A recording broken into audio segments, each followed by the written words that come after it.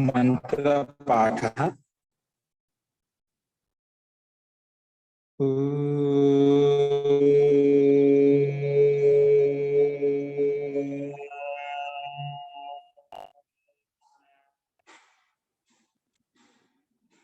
सहनावतु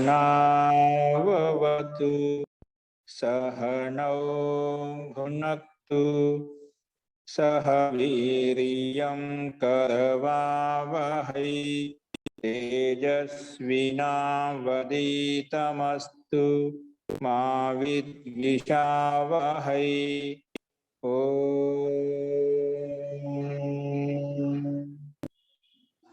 शांति शांति शांति।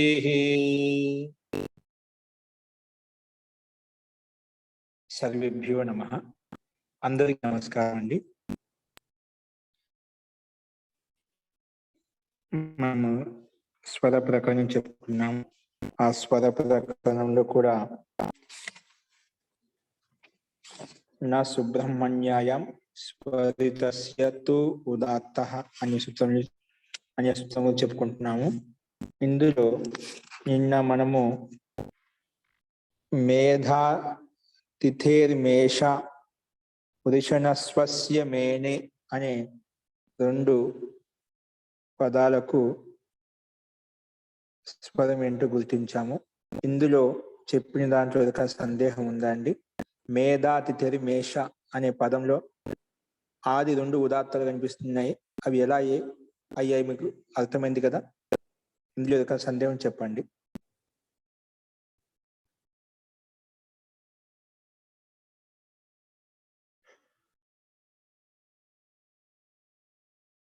హరివ ఆగచ్చ ఇది కూడా తెలిసింది కదా స్వరము? ఓకే అండి, ప్రకృతమనసనామః। నిన్న హరివ ఆగచ్చ అనే పదం కూడా చూసాము। తర్వాత మేధా తిథిర్మేష ఈ పదంలో కూడా స్వరం గుర్తించాము। ఆయన సంక్షేపంగా మళ్ళీ ఒకసారి చెప్తున్నా అండి। ఇక్కడ మేధా తిథేహి ఒక పదము, మేష అనేది ఒక పదము, రెండు పదాలు ఉన్నాయి ఇక్కడ మనకు। మేధా తిథేహి ఇది మంత్రము మనకు పూర్తిగా, ఇది సుబ్రహ్మణ్య నిగదంలో ఉండేటువంటి ఒక మంత్రం। సుబ్రహ్మణ్యోం ఇంద్ర ఆగచ్చ హరివ ఆగచ్చ మేధా తిథిర్మేష వృషణస్వస్య మేనే గౌరావస్కందిన్ అహల్యాయై జార కౌశిక బ్రాహ్మణ గౌతమ బ్రువాణ శ్వః సుత్యాం మఘవన్ అనే ఇది ఒక మంత్రము। అందులో మేధా తిథిర్మేష అనే శబ్దంలో ఇక్కడ మనకు రెండు పదాలు కనిపిస్తున్నాయి।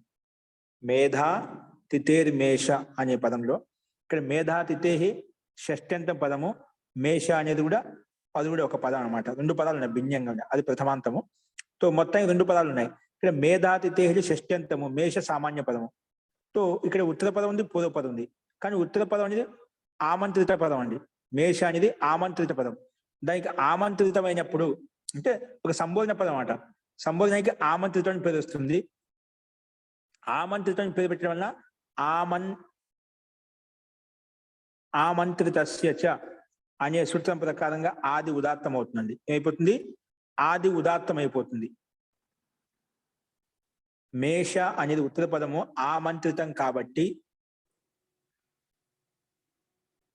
ఆమంత్రితం అంటే ఆమంత్రితం ఎవరికైతే పేరు పెట్టామో దానికి ఆమంత్రితస్య చ అనే సూత్రం వచ్చేసి, ఇది 6వ అధ్యాయంలో ఉండే సూత్రం వచ్చేసి నువ్వు ఎవరికైతే ఆమంత్రితం అని పేరు పెట్టావో ఆ పదానికి ఆది అక్షరం ఉదాత్తం అవుతుంది।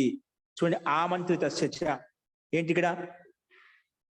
ఆమంత్రితస్య ఆది ఉదాత్తో భవతి। సూత్రం సింపుల్ గా ఉంచండి, ఆమంత్రితస్య ఆది ఉదాత్తో భవతి। ఆమంత్రిత పదం ఏదైతే ఉందో అది ఆది ఉదాత్తం అవుతుంది కాబట్టి ఇక్కడ మేషలో ఆది ఉదాత్తం అయిపోయింది। మేషలో మాలో ఉండే ఏకదం ఉదాత్తం అయిపోయిందండి। ఓకే, సరే। ఇప్పుడు మేధా తిథిలో మరి ఏమొస్తుందండి? దానికి ఈ సూత్రం ఏం చెప్పిందంటే శుభామంత్రితే పరాంగవత్ స్వరే, శుభామంత్రితే పరాంగవత్ స్వరే అనే సూత్రం వచ్చేసి ఏం చెప్పిందంటే మేధా తిథేహి అనే శబ్దానికి పరాంగవత్ అంటే పర శబ్దం ఏదైతే ఉందో ఆ శబ్దానికి సమానంగా దీంట్లో స్వరం వస్తుంది. పరపదం ఏంటి? పక్క శబ్దం ఏంటి? మేష శబ్దం. మేష శబ్దం ఏం గుర్తించాము? ఆది ఉదాత్తం అని చెప్పాం. ఆ ఉదాత్తం అవుతుంది. అలాగే ఇక్కడ కూడా మేధాతిథి అనే శబ్దం కూడా ఆది ఉదాత్తం అవుతుంది అని పరాంగవత్ పక్కన పదానికి ఏవైతే స్వరం గుర్తించామో ఆది ఉదాత్తం అయిపోయిందో ఇక్కడ ముందున్న పదానికి కూడా ఆది ఉదాత్తం అవుతుంది అని చెప్పారు. ఇక్కడ ఏది? శుభామంత్రితే ఆమంత్రిత పదాన్ని పక్కన ఉంటేనా ముందున్న పదానికి పక్కన స్వరమే అవుతుంది. పక్కన ఆది ఉదాత్తం ఏ విధంగా చేశామో మేధాతిథేహి శబ్దంలో కూడా ఆది ఉదాత్తం అవుతుంది. అంటే మే అనేది ఉదాత్తం అయిపోతుందండి. ఏమవుతుంది? మే ఉదాత్తం గుర్తించబడింది. మే అని ఉదాత్తం చెప్పగానే చివరిని అయితే మనం గుర్తిస్తామా అదే నిశ్చయంగా ఉంటుందండి. ముందు గుర్తించేది ఉండదన్నమాట. తర్వాత గుర్తించినటువంటి స్వరితం ఏదైతే ఉందో ఆ స్వరితం గుర్తించిన తర్వాత మిగతావన్నీ కూడా అనుదాత్తం పదమేక వర్జ్యం ప్రకారంగా మేధాతిథేలో మే అనేది ఉదాత్తమైనప్పుడు అనుదాత్తం పదం ఏక వర్జ్యం ప్రకారంగా అన్ని అనుదాత్తలు అయిపోతాయి. ఏంటండి? అన్ని అనుదాత్తలు అయిపోతాయి అన్నమాట. అంటే మే పక్కన ఉన్న ధా, తి, తే, మే, ష ఇవన్నీ కూడా అనుదాత్తలు అయిపోయాయి అన్నమాట. మొత్తము అనుదాత్తలు అయిపోయాయి. అనుదాత్తం అయినప్పుడు ఏమవుతుంది? ఉదాత్తానికి పక్కన ఉండే అనుదాత్తానికి స్వరితం అవుతుంది. సో మే ఉదాత్తం అయినప్పుడు మే పక్కన ఉండే ధా అనుదాత్తానికి స్వరితం అయిపోయింది అన్నమాట. ధా స్వరిత చిహ్నం వచ్చింది. ఆ స్వరిత చిహ్నం వచ్చినప్పుడు మన ప్రకృతి సూత్రం వచ్చేసి నా సుబ్రహ్మణ్యాయం సుబ్రహ్మణ్య గదంలో ఏకశృతి ఉండదు. కానీ ఏమవుతుంది? స్వరితస్యతు ఉదాత్త ఏదైతే స్వరితం అయిపోతుందో దానికి స్వరితానికి ఉదాత్తం చేసేస్తుంది. కాబట్టి స్వరిత చిహ్నం ఏదైతే ఉందో దానికి ఉదాత్తం చేశాం. ఉదాత్తం చేయడం వల్ల ఏమైంది? ఉదాత్తం చేశాం కాబట్టి మేధాలో 2 ఆది ఉదాత్తాలుగా అలాగే ఉండిపోయాయి. ఓకేనా? అదే మనం పైన చూసామండి. అలాగే ఉదిశనస్వస్య మేనే ఇక్కడ 2 పదాలు ఉన్నాయి. ఉదిశనస్వస్య ఒక పదము, మేనే ఒక పదం. మేనే అనేది కూడా ఇక్కడ కూడా ఆమంత్రిత పదం కాబట్టి ఆమంత్రితస్య అనిష్టం ప్రకారంగా ఆది ఉదాత్తం అవుతుంది. ఆ ఉదాత్తమైనప్పుడు వెంటనే మళ్ళీ ఇంకో సూత్రం వచ్చేసి శుభామంత్రితే పరాంగవత్ స్వర సూత్రం వచ్చేసి ఆమంత్రిత పదం పక్కనే ఉంటేనా పరాంగవత్ స్వరు పక్కన ఉండే ఏదైతే స్వరం గుర్తించావో దీన్ని కూడా అదే స్వరం గుర్తించు. పరాంగవత్ పక్కన ఉండే స్వరం అయిపోతుంది. మేనే మేనేలు ఏ స్వరం గుర్తించావో చూడండి. శుభామంత్రితే పరాంగువత్ స్వర ఏమంటుంది? ఆమంత్రితే పదే పరత. స్లైడ్ మీద చూడండి. ఆమంత్రితే పదే పరత. ఆమంత్రిత పదం పక్కన ఉంటేనా సుబంతం ముందున్న సుబంతం ఏదైతే ఉందో అది పరాంగవత్ భవతి.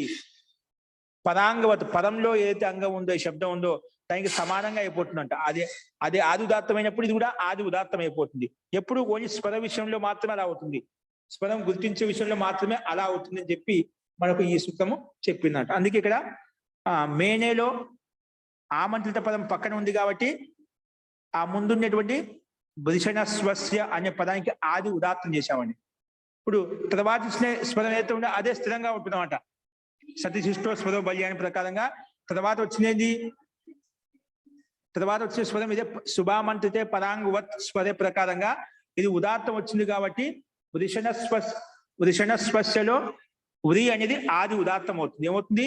ఉరి అనేది ఆది ఉదాత్తం అయిపోతుంది. ఏమైపోయింది? ఆది ఉదాత్తం అయిపోయింది. ఉదాత్తమైంది కాబట్టి వెంటనే ఏమొస్తుంది? ఉదాత్తం తెలిసిన వెంటనే అనుదాత్తం పదం ఏకవర్జ్యం. ఆ ఒక్క ఉదాత్తాన్ని వదిలేసి మిగిలినటన్ని అనుదాత్తాలు అయిపోతాయి. కాబట్టి వృషణస్వస్యలో ఉరి ఉదాత్తం చేసిన తర్వాత షా, నా, వా, యా ఇవన్నీ కూడా మేనే ఇవన్నీ కూడా అనుదాత్తాలు అయిపోతాయి. మొత్తం ఎన్నైతే ఉన్నాయో మొత్తం అనుదాత్తాలు అయిపోతాయి అన్నమాట. అనుదాత్తాలు అయిపోయిన వెంటనే మళ్ళా ఉదాత్తానికి పక్కన అనుదాత్తం ఉంటే ఏమవుతుంది? వెంటనే మళ్ళీ స్వరితం అయిపోతుంది. అంటే వృషాలో ఉండే షకారం అయిపోయింది. వృషాలో ఉండే షకారము సకారము స్వరితం అయిపోయింది. స్వరితమైంది కాబట్టి అప్పుడు వెంటనే స్వరితం చేసేమంటే ఇప్పుడు ప్రకృత సూత్రం వస్తుంది. నా సుబ్రహ్మణ్యాయం స్వరితస్య తూదాత్త. సుబ్రహ్మణ్య నిగదం యొక్క మంత్రం కాబట్టి అక్కడ స్వరితానికి పక్కన ఉండేటువంటి ఏకశృతి కాదు కానీ ఆ స్వరితానికే ఉదాత్తం అవుతుంది అని చెప్తున్నాడు. స్వరితానికి ఏమవుతుంది? ఉదాత్తం అవుతుంది చెప్తున్నాడు. అందుకే ఈ రకంగా స్వరితానికి ఉదాత్తం చేసినాం అనుకోండి. ప్రకృతి సూత్రం ప్రకారంగా వృష అనేది 2 ఆది ఉదాత్తాలుగా ఉంటే మిగిలినటువంటి అనుదాత్తాలు అలాగే ఉండిపోతాయి. అక్కడ ఏకశృతి కాదు. మామూలుగా స్వరితానికి పక్కన ఉన్నటువంటి కూడా స్వరిత సంహితాయాం స్వరిత సంహితాయాం అనుదాత్తానం ప్రకారంగా మొత్తం ఏకశృతి కావాలి. కానీ ఏకశృతి కాకుండా ఆ స్వరితానికి ఉదాత్తం చేసేసాము. కాబట్టి అన్ని ఆది 2 ఉదాత్తాలు ఉండిపోయి మిగతా అనుదాత్తాలు అలాగే ఉండిపోయాయి. సరే, వృషణస్వస్య మేనే. ఇప్పుడు దాని పక్కనే గౌరావస్కందిన్, గౌరావస్కందిన్, గౌరావస్కందిన్, వస్కందిన్ అక్కడ బిందువుడు వస్తుంది. గౌరావస్కందిన్ ఈ శబ్దం అండి. ఇది ఒకే పదం ఉంది. ఇక్కడ ఒకే పదం, ఇది ఆమంత్రిత పదం. ఒకటి ఉంది కానీ 2 పదాలు ఒకే పదం ఉంది. ఇది ఆమంత్రిత పదం కాబట్టి వెంటనే ఆమంత్రితం పేరు పెడితే అయిపోయాం. ఆమంత్రిత శచ వచ్చేసి ఆది ఉదాత్తం చేసేస్తుందండి. ఇది గౌరావస్కంది ఒకే పదము, అది ప్రకృతి స్వరం చేత ప్రాతిపదిక స్వరం ఆమంత్రిత శచు అని వచ్చేసి ఇది మొత్తం గౌరావస్కందిని ఒక పదం, ఒక ప్రాతిపదికం కాబట్టి గౌరావస్కందిని అనే సూత్రం వచ్చేసి ఒక పదం కాబట్టి దానికి సామంత్రితం అనే సూత్రం చేత దానికి ఆమంత్రితం పేరు పెట్టబడింది. ఆమంత్రితం పేరు పెట్టిన తర్వాత ఆమంత్రిత శచ అనే సూత్రం వచ్చేసి దీనికి ఆది ఉదాత్తం చేసేస్తుంది. ఆమంత్రిత శచ అనే సూత్రం చేసింది ఆది ఉదాత్తం చేసింది అన్నమాట. ఏం చేసిందండి? ఆది ఉదాత్తం చేసింది. కాబట్టి గౌరావస్కందిలో గౌ అనేది గకారంలో ఉండే అవకారం ఉదాత్తం అయిపోయింది. ఉదాత్తం తెలిసిమంటే ఏమవుతుంది? అనుదాత్తం పదం ఏకవర్జ్యం. ఉదాత్తం తెలిస్తే అయిపోయి మిగిలినటువంటి కూడా ఏమవుతాయి? అనుదాత్తాలు అయిపోతాయి. ఒకటే ఉదాత్తం తెలిసిన వెంటనే అనుదాత్తం పదం ఏకవర్జ్యం అని సిద్ధంగా ఉంటుంది. మిగిలిన అన్ని స్వరాలు ఏవైతే ఉన్నాయో అన్నిటికీ అనుదాత్తం చేసేస్తుంది. కాబట్టి గౌలో ఉండే ఉదాత్తం అయిపోయింది. మిగిలినటువంటి ఏవైతే స్వరాలు ఉన్నాయో అన్ని అనుదాత్తాలు అయిపోయాయి. అనుదాత్తాలు అయిపోయిన తర్వాత వెంటనే మళ్ళీ అవుతుంది ఉదాత్తాన్ని పక్కన ఏదైతే అనుదాత్తం చేశావో అనుదాత్తము స్వరితం అయిపోతుంది. కాబట్టి గౌ అనే ఉదాత్తానికి పక్కన రాలో ఉండే ఆకారము స్వరితం అయిపోయింది. ఆ స్వరితానికే మన ప్రకృత సూత్రం వచ్చేసి నా సుబ్రహ్మణ్యాయం స్వరితస్య ఉదాత్త ప్రకారంగా సుబ్రహ్మణ్య గదంలో ఏకశృతి కాదు, కాకపోతే ఆ స్వరితానికి ఉదాత్తం అవుతుంది అని చెప్పి స్వరితస్యతు ఉదాత్త భవతి, స్వరితానికి ఉదాత్తం చేసింది. ఇక్కడ కూడా అదేవిధంగా గౌ రాలో 2 ఆది ఉదాత్తాలు అయిపోయాయి. 2 ఉదాత్తాలు ఇలాగే ఉండిపోయాయి. మిగతావన్నీ అనుదాత్తాలు స్పష్టంగా ఉన్నాయి. అలాగే సేమ్ అహల్యాయై జారా, ఇక్కడ 2 పదాలు ఉన్నాయి. అహల్యాయ ఒక పదము, చతుర్థి విభక్తి ఏకవచనము, ప్లస్ జారా అనే ఒక పదం. ఇక్కడ మనం శబ్ద రూపాలు చేయగలిగాం. ఆ పదాల్లో డైరెక్ట్ గా స్వరాన్ని గుర్తిస్తున్నాం అండి. ఆ పదాల్లో డైరెక్ట్ గా స్వరాన్ని గుర్తిస్తున్నాం. డైరెక్ట్ గా తయారు చేసే శబ్దం తీసుకుంటాం. అహల్యాయై జారా 2 శబ్దాలు ఉన్నాయి. అహల్యాయై అనేది ఒక పదము, జారా ఒక పదం. సో జారా కూడా ఇది ఆమంత్రిత పదం అండి. ఆమంత్రిత పదం కాబట్టి ఆమంత్రించేటువంటి పదం కాబట్టి సామంత్రిత పదం అండి.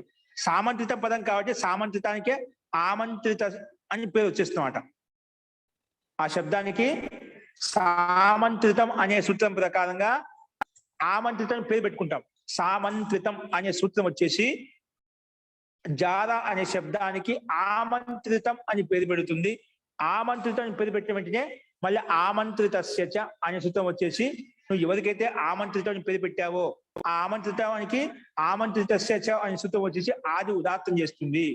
జారాకి ఆమంత్రితం అని పేరు పెట్టాం కాబట్టి జారాలో ఉండే ఆది అక్షరం అంటే జాలో ఉండే అది ఉదాత్తం అయిపోయింది.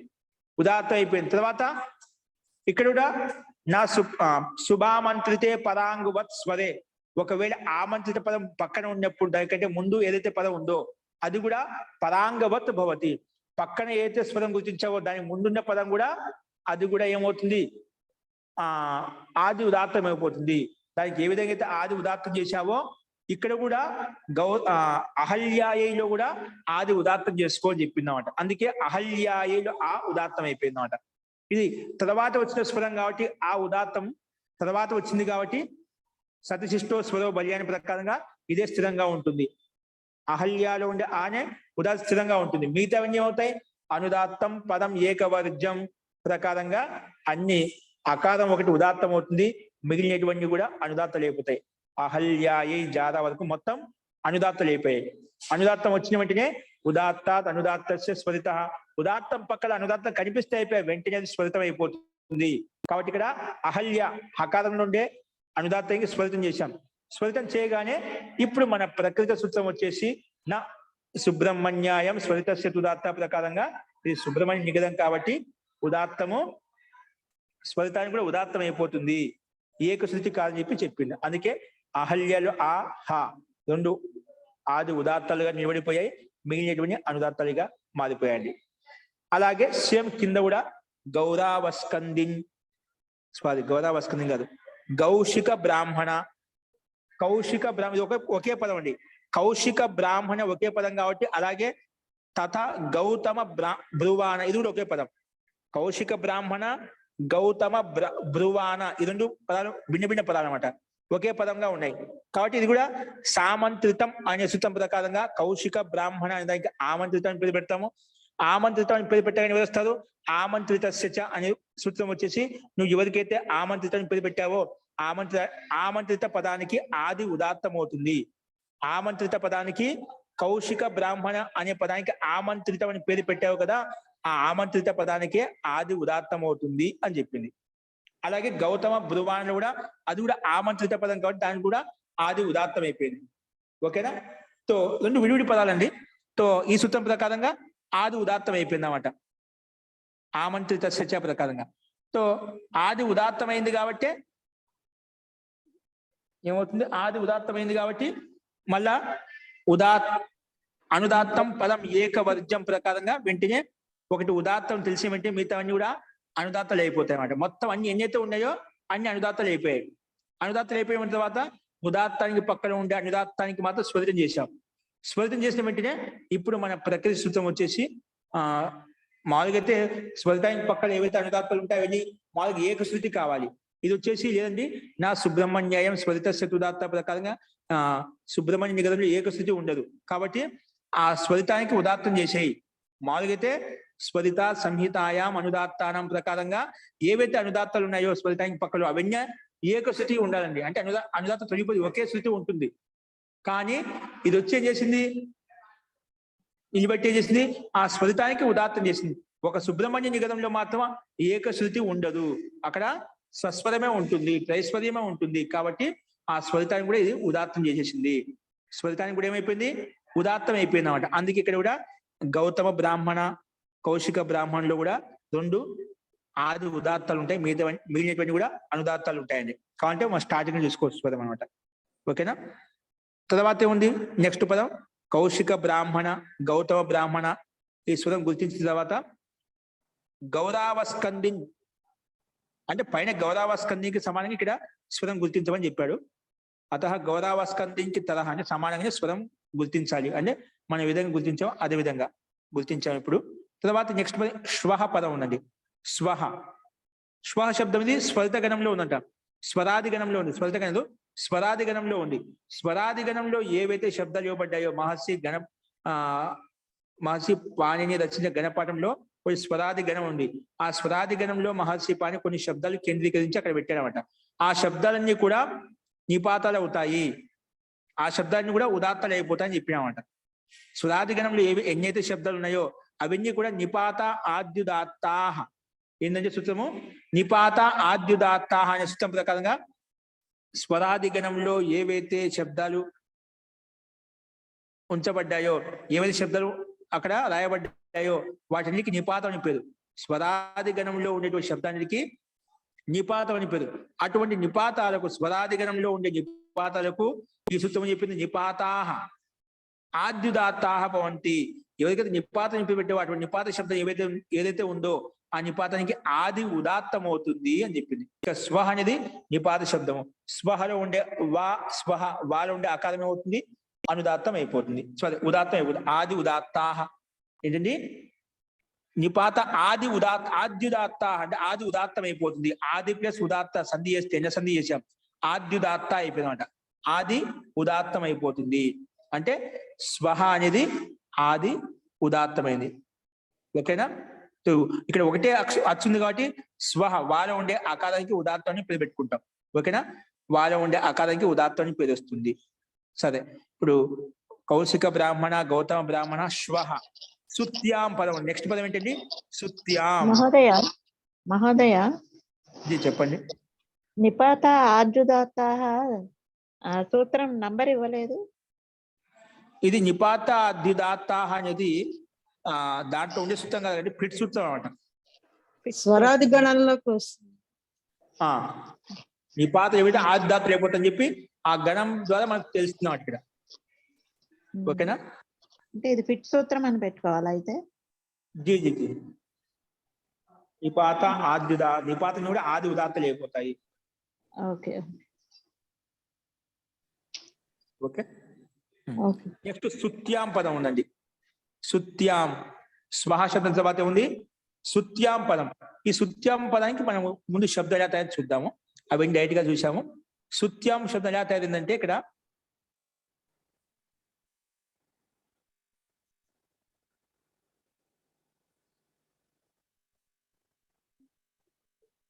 ఇది కింద ఒక టిప్పని ఇచ్చాది, పైన ఒకటే ఇచ్చారు. సుత్యాం పైన ఒకటి ఉన్నాడు.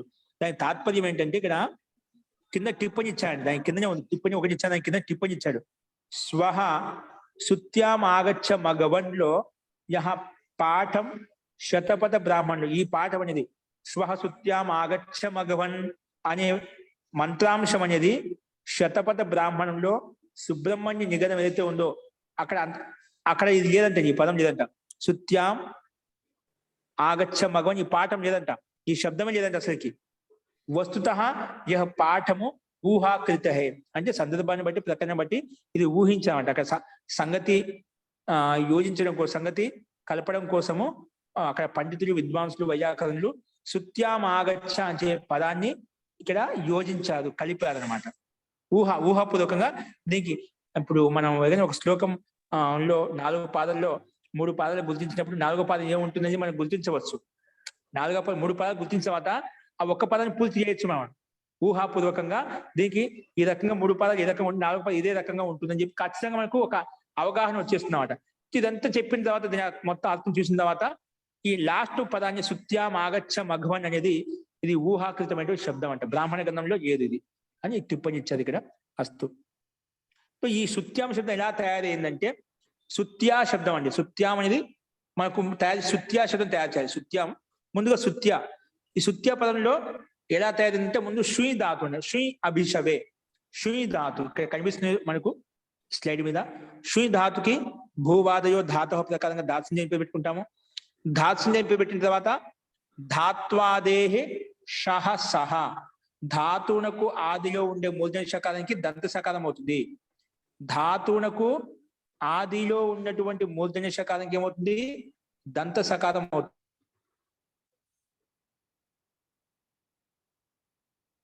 దంత సకారం చేసిన వెంటనే ఏమవుతుంది, అది సు అయిపోతున్నాడ.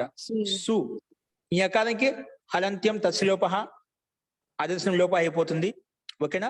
అప్పుడు సు మిగిలింది. ఇప్పుడు సు అనేది మన ధాతు అధికారం, ధాతు ఇదం అధికారం అస్మిన్ అధికారే. ఈ అధికారంలో ఏముందంట, ధాతు అధికారంలో సంజ్ఞాయాం సమజ నిషద నిపత మన అనే సూత్రం ప్రకారంగా క్య ప్రత్యయం వచ్చింది. ఈ సూత్రము 3వ అధ్యాయంలో ఉండే 3వ పాదంలో 99 సూత్రం ప్రకారంగా సమజ నిషద నిపత అనే నిపతం అనే సూత్రం ప్రకారంగా ఏమొచ్చిందండి, షు ధాతుకి పక్కన ధాతు అధికారంలో క్య ప్రత్యయం వచ్చింది. ఏమొచ్చింది, క్యప్ ప్రత్యయం తీసుకొని వచ్చాం. క్యప్ ప్రత్యయం వచ్చిన వెంటనే ఏమైపోయింది, కెప్గా అనుబంధం లోపం చేస్తాం.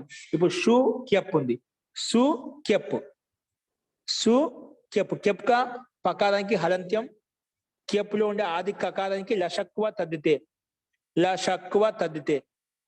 అప్పుడు ఏమైపోయింది, ఆది కకారము అంతిమ పకారము తస్లోప అదర్శన లోప చేశాం. అప్పుడు ఏమైంది, ఓన్లీ యా మిగిలింది. సు ధాతు యా ప్రత్యయం. ఓకేనా. ఇప్పుడు ఉదాత్తికి అనువృత్తి మంత్రే విశేష అనే సూత్రం పైన 96 సూత్రానికి అనువృత్తి, ఉదాత్తికి అనువృత్తి పదం వస్తుంది. ఉదాత్త అనే పదానికి అనువృత్తి వస్తుంది అన్నమాట. ఇక్కడ పైనుంచి ఒక మంత్రే విశేష అనే సూత్రం ప్రకారంగా ఉదాత్తానికి అనువృత్తి వస్తుందండి. కాబట్టి అంటే మంత్రే విశేష అనే సూత్రక ఉదాత్తానికి అనువృత్తి వచ్చింది కాబట్టి ఇక్కడ ఇది కెప్ అనేది ఉదాత్తం అయిపోతుంది. కెప్లో ఉండే యకారం అవుతుంది, ఉదాత్తం అవుతుంది. ఏమవుతుంది, కెప్లో ఉండే యకారం అంటే యాలో ఉండే అకారం ఉదాత్తం అయిపోతుంది. ఓకేనా, ఉదాత్తం అవుతుంది. సో ఇది ప్రత్యయ స్వరం చేత ఆది ఉదాత్తం అవుతుందా, ప్రత్యయస్వరం చేత ఆది ఉదాత్తం అవుతుందా? మరి ప్రత్యయస్వరం చేత ఆది ఉదాత్త ప్రకారం ఆది ఉదాత్తం మళ్ళీ ఉదాత్తం పేరు పెట్టడానికి అవసరం ఉందండి. ప్రశ్న అర్థమైందా? కెప్పు ప్రత్యయము, కెప్పు ప్రత్యయము, ప్రత్యయం కాబట్టి ప్రత్యయం ఏదైనా కానీ ఆది ఉదాత్త ప్రకారం ఏమవుతుంది? ఆది ఉదాత్తం అయిపోతుంది. మళ్ళా మంత్రే విశేష పచమన తోటి ఉదాత్తం చేయాల్సిన అవసరం ఉంది. ప్రశ్న అర్థమైందండి? అంటే అక్కడ కకారం ఇత్ అయిపోయింది కదండి, అందుకనే ఎక్కడండి? అయితే చెప్పులో కకారం ఇత్ అయిపోయింది కదా, లషక్వత జీ అయింది. దానికి సంబంధం అందులో లోపం చేసుకున్నాము. ఆమంత్రణం అయితే గనక ఆదిదాత అవుతుంది. ఏంటండి? ఆమంత్రణం అయితే గనక ప్రత్యయం ఆమంత్రిత కాదు, కే ప్రత్యయం అండి. కే ప్రత్యయం, కే ప్రత్యయం ముందు చెప్పుకున్నాం. ప్రత్యయం వచ్చినా ఆది ఉదాత్తం అయిపోతుంది. స్వరం గుర్తించినప్పుడు ప్రత్యయం ఏమొచ్చినా కూడా అది ఆది ఉదాత్తం అయిపోతుంది.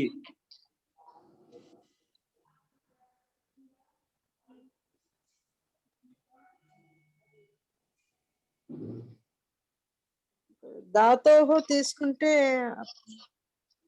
ఇక ధాతు స్వరం చేక ధాతు సు ధాతు శూన్య ధాతు గనుక అయితే ఆది ఉదాత్తం, ఉదాత్తం చెప్పనేది ఆది ప్రత్యయం ఆది ఉదాత్త ఉదాత్తం తీసుకోవచ్చు కదా, మరి ఉదాత్తం చెప్పడానికి అవసరమే ఉంది ఇక్కడ. అర్థమైన ప్రశ్న? అర్థం. ఇక్కడ మంత్రే విశేష మంత్రే విశేష అని ఇచ్చాడు కదండి, అదే ఆ సూత్రం మంత్రే విశేష పచమన విధ భూవీర ఉదాత్త సూత్రంలో ఉదాత్త శబ్దం పడింది. ఆ ఉదాత్తానికి అనువృత్తి ఎక్కడి వరకు వస్తుంది? అనువృత్తి అనేది ఈ సూత్రం వరకు వస్తుంది అన్నమాట. ఎక్కడికి? సుత్యాయం శ్వహ సుత్యాయం అక్కడ వరకు వస్తుంది. సుత్యాయం వరకు వస్తుంది అన్నమాట. అంటే సంధ్యాయం సమజ ఏ సూత్రం అయితే మనకు కె ప్రత్యయం తీసుకొచ్చామో ఆ సూత్రము షూ ధాతుకి పక్కన కె ప్రత్యయం తీసుకొస్తుంది. ఆ కెప్పు ప్రత్యయానికి ఉదాత్తము చేసేస్తుందండి. ఆ కెప్పు ప్రత్యయానికి ఉదాత్తం కూడా చేస్తుంది. రెండు పనులు చేసింది. కె ప్రత్యయం చేసింది, ఆ కె ప్రత్యయము ఉదాత్తం కూడా అవుతుంది అని చెప్పింది. అంటే కెప్పులో ఉండే యాలో ఉండే ఆ ఉదాత్తం అయిపోయింది అనమాట. ఇప్పుడు ఉదాత్తం ఎక్కడ చూసిందంటే సూత్రం లేదు కదంటే మంత్రే విశేష పచమన విధ భూవిధ ఉదాత్త అనే సూత్రం నుండి ఉదాత్తము ఈ సూత్రంలోకి అనువృత్తి వచ్చి ఇది ఉదాత్తం అయిపోయింది. ఓకేనా? సో నేను అదే అంటున్నాను ఇక్కడ ఉదాత్తము కెప్పు అనేది ప్రత్యయం కాబట్టి ఆద్యుదాత్త ప్రకారమే ఉదాత్తం అయిపోతుంది. ఈ సూత్రం ప్రకారం ఉదాత్తం చేయాల్సిన అవసరం వచ్చింది మహర్షి పాణినికి. ఎందుకన్నా అర్థమవుతుందండి? నీరజ గారు, ఇక్కడ మళ్ళీ ఉదాత్తం చేయాల్సిన అవసరమే వచ్చింది. మరి ఇది అంటే ఆచార్య మంత్రే పదంలో కొన్ని ధాతువులే ఇచ్చారు కదా మీరు, ఆ ధాతువుల వరకే అవుతుంది. నియమం చేయదలుచుకున్నారేమైనా ఆచార్యులు వారు? ఏమంటున్నారు అంటే కొంత లిస్ట్ లో ధాతువులు ఇచ్చారు కాబట్టి పాణిని గారు నియమం ఏమన్నా చేయదలుచుకున్నారేమో, మళ్ళీ చెప్తున్నారంట అదే పదాన్ని. ఇది కూడా కాదు కాదండి, నిపాత ఆదిదాత నుంచి నిపాతం కాదు కదండి, స్వరాధిగణంలో లేవు. నిపాతం స్వరాధి దానికి రాదు. ఇది నిపాతం కాదు కదా, అది తెలుసు మీకు. కొంచెం పైన ఉన్నవన్నీ రెండు ఉదాత్తాలు అయ్యాయి కదండి. పైన అన్నిట్లోని వృషాణశ్రయ, నెక్స్ట్ గౌరేస్పంది ఉదాత్తం కూడా కాదు అక్కడ. ఆమంత్రిత పదం కాబట్టి ఆమంత్రిత పేరు పెట్టి కాబట్టి ఆమంత్రిత శిక్ష ప్రకారం ఉదాత్తం అయిపోయింది. ఇక్కడ అలా ఆమంత్రితం కాదు కదా. కెప్పు స్వతహా ప్రత్యయం అంతే, పదం కాదు. అనువృత్తిగా మంత్రే వృషేణ వస్తున్నది అన్నారు కదండి. అంటే అనుదాత్తం పదమేకవర్జం. అదే ఉదాత్తం చేసి అది ఎందుకు చేసింది? మనకు ఆద్యుదాత్త సూత్రం ఉంది కదా, మళ్ళీ ఆ సూత్రంలో ఆద్యుదాత్త ఉదాత్తం చేస్తూ ప్రకారం వస్తుంది. మళ్ళీ సూత్రం ఉదాత్తం సూత్రం ఉదాత్తం ఎందుకు చెప్పాల్సి వచ్చింది మహర్షి పాణికి? విశేష పచమన విధ భూవిధ ఉదాత్త ఉదాత్త శబ్దం ఎందుకు చెప్పాం? అర్ధమాత్ర లాగపోయినా అని చెప్పుకున్నాడు. అర్ధమాత్ర తక్కువైపోతేనే మనకు పుత్రోత్సవం చెప్పించే వాళ్ళు. ఇది ఉదాత్త ఆయన 3 పదాలు ఎందుకు పెట్టుకునే వాళ్ళు? కారణం ఏంటి? అంటే ముందు ఉదాత్తం ఉంది కాబట్టి అనుదాత్తం పదమేకవర్జం వచ్చేస్తుందనండి. నియమమే అని అనుకున్నా, నాకు తప్పు అంటున్నారు. ధాతు ఉదాత్తం ఆ ధాతు తర్వాత అండి మనకు వస్తుంది. మన ప్రత్యస్పదం ప్రకారం ఉదాత్తం ఉంది కదా, ఇప్పుడు ఉదాత్తం ఎందుకు చేస్తున్నాం ఆ తర్వాత విషయం నెక్స్ట్ చెప్పమాట. ఉదాత్తం చేసా ఉదాత్తాన్ని బట్టి అన్ని అనుదాత్తాలు అయిపోతాయి. కానీ ఈ సుత ఉదాత్తం ఎందుకు చేస్తుంది? ఎందుకంటే ఆగచ్చ ఉంటే సరే, రేపు తర్వాత ఆగచ్చ దానికి సంబంధం లేండి. మనకు ప్రత్యస్పదం చేత ఆద్యుదాత్త ఉదాత్తం చేస్తూ ఉంటే ఈ సుతం మరి విశేషంగా ఉదాత్తం చేయాల్సిన అవసరమే వచ్చింది. ఉదాత్తం కోసమే ఇక్కడ దానికి ఉదాత్తం చేయడం కోసం సుతం ఉదాత్తం అని చెప్పాల్సి వస్తుందన్నమాట. మన విషయం కెప్రత్యం చేయొచ్చు కదా, ఆ కెప్రత్యం అవుతుందంటే ఆ కెప్కు మన ఉదాత్తం చేస్తుందంట. ఆ కెప్ ప్రత్యమైనప్పుడు ప్రత్యేక ఆద్యుదాత్త ప్రకారం అయిపోతుంది. ఆ సూత్రం ఉదాత్త శబ్దం చెప్పడానికి అవసరం ఎందుకు వచ్చింది మహర్షి పాణికి అవసరం? ఓకే, అది గమనించండి, తర్వాత చెప్పండి నాకు. ఓకేనా, కొంచెం మీకు ఆలోచించడానికి ఒక విషయాన్ని మీకు ప్రస్తావించాను. నెక్స్ట్ చూడండి. నెక్స్ట్ ఏంటంటే ఇదేమైపోయింది ఆచార్య, ఇక్కడ అనువృత్తి 3:3:112 వరకు ఉంది కదా.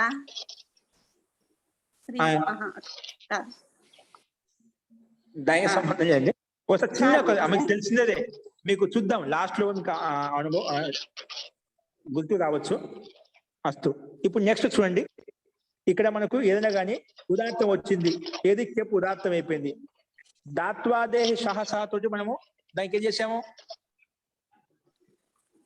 దాత్వాదేహ సహసహ ప్రకారంగా ఇక్కడ చూడండి. దాత్వాదేహ సహసహ మనం దాన్ని ధాతుని పేరు పెట్టుకోగానే ముందే మనం మూర్ధన్య శాఖ దంశకం చేసేసినాం.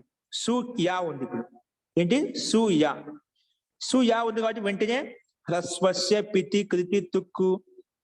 ఒకవేళ పిత్ ప్రత్యయం పక్కన ఉంటే అది కిత్ అయి ఉంటే గినా పిత్ అయి ఉండాలి, కిత్ అయి ఉండాలి. పితి కృతి తుక్కు అది పిత్ అయి ఉండాలా, ఆ పిత్ ప్రత్యయం ఎలా ఉండాలి, కృతి ప్రత్యయమే ఉండాలన్నమాట. ఇది 3వ అధ్యాయంలో కాబట్టి కృతి ప్రత్యయమే, కృతి ప్రకారంగా కృతి ప్రత్యయం అంట. ఓకేనా, అది కృతి ప్రత్యయం ప్లస్ అది పిత్ కూడా. దాంట్లో ఆ ప్రత్యయంలో పకారం ఇత్తు చేసాం, కెప్పులో పక్క ఇత్తు చేసాం కదా.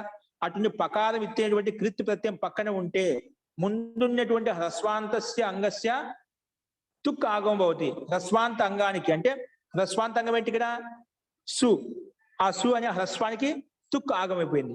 సో హ్రస్వానికి తుక్ అంటే హ్రస్వాంత ధాతు తుక్ ఆగమైతే ఎక్కడ వస్తుంది? ఆదిలో వస్తుందా, మధ్యలో వస్తుందా, అంతిమంలో వస్తుందా? ఆదిలో వస్తుందా, అంతిమంలో వస్తుందా? సో ఆద్యంతో టెకితో ప్రకారంగా తుక్ ఆగం కాబట్టి ధాతునకు అంతిమంలో వచ్చింది. సు ధాతుకి పక్కనే అంటే అంతిమంటే పక్కనే వచ్చింది అన్నమాట. అందుకే సు తుక్ పక్కనేంటి సు తుక్కు యక్యప్క యా, సు తుక్కు యా, అదే కదా సు తుక్కు యా. తుక్కు కర్మద లోపం చేస్తే ఏమవుతుంది? కకారానికి హలంత్యం, ఉకారానికి ఉపదేశ అజనునాసిక ఇత్. అప్పుడు ఏమవుతుంది? అన్నమాట. అందుకే సుత్తు యా సుత్య అయిపోయిందా? సుత్తు ప్లస్ యా సుత్య. ఓకే, సుత్తు ప్లస్ యా సుత్య. ఇప్పుడు కృదంత శబ్దం కాబట్టి కృత్ తద్దిత సమాసాశ్చ ప్రకారంగా నీకేం చేస్తాము? కృత్ తద్దిత సమాసాశ్చ ప్రకారంగా ప్రాతిపదికను పేరుపెట్టిన సుత్య అనే పదానికి ప్రాతిపదికను పేరుపెట్టిన తర్వాత ప్రాతిపదిక అధికారానికి వెళ్ళి అజాద్యత స్టాప్ అజంతాత్ ప్రాతిపదికాత్ ఉత్తర టాప్ ప్రత్యయం పోతుంది. ఏమవుతుంది? టాప్ ప్రత్యయం వచ్చింది. ఏమవుతుంది? టాప్ ప్రత్యయం వచ్చింది అన్నమాట. అంటే సుత్య ప్లస్ టాప్. టాప్ కనుమద లోపం చేద్దాం. పకారానికి హలంత్యం, టకారానికి ఏమో టుటు ఆ మిగులుతుంది, ఆ మిగులుతుంది. ఈ టాప్ ప్రత్యయానికి ఏ స్వరం అండి? ఆది ఉదాత్తమా, అంతుదాత్తమా? ఆద్యుదత్తం, ప్రత్యయం కదండి. ప్రత్యయం అంటే ఆదిదాత్తం అవుతుందా? అంతే కదా. ఇంకా ఏ స్వరం? ప్రాతిపదికం తర్వాత ప్రత్యయమే కదా ఇది. ఉదాత్తమే మొత్తం ప్రాతిపదికం మొత్తం అనుదాత్తం సుత్తు రాదా? రాదండి, ఇది సుప్పు కాదండి, ఉదాత్తమే అవుతుందండి. అనుదాత్తం సుప్పితో వస్తుంది ఆచార్య, పిత్తు కాబట్టి. సుప్పుడు ఎక్కడ పిత్తు ఉంది కదా. ఎందుకు వస్తుంది? పిత్తుతో. ఓకే అండి, అర్థమైంది. అనుదాత్త సుప్పుతో ప్రకారంగా ఏంటి పిత్ అన్నమాట ఇది. కాబట్టి అనుదాత్తం అయిపోతుంది. ఆద్యుదాత్త సూత్రాన్ని బాధించి వస్తుందండి. ఆద్యుదాత్త సూత్రానికి అపవాదం అన్నమాట. అది అన్నిటికీ ప్రత్యయం వస్తే ఆద్యుదాత్త పెట్టే సిద్ధంగా ఉందామట. కానీ రెండిట్లో పర్మిషన్ తెచ్చుకునేది ఏది? ఏ సుప్పు ప్రత్యయాలు ఏవైతే 21 ప్రత్యయాలు ఉన్నాయో ప్లస్ ఇంకా ఏ ప్రత్యయంలో అయితే పక్కన తీసి ఆ రెండింటిని సందర్భాన్ని వదిలేసి మిగిలిన అన్ని చోట్ల ఆదిదత్త పనిచేస్తున్నామట. ఈ 2 అవకాశాలు మాత్రమే ఈ సూత్రానికి అనుదాత్తం సుప్పిత. సుప్పని ఉండాలి, తిప్పని ఉండాలి. ఓకేనా? అందుకే ఇక్కడ అనుదాత్తం అయిపోయింది. ఏంటండి? అనుదాత్తం. సుత్యాలేశ్వరం ఉందండి. సుత్యాలేశ్వరం ఉంది. సుత్యాలో యా ఉదాత్తం చెప్పిన ఆ ఉదాత్త స్వరం ఉన్నామట.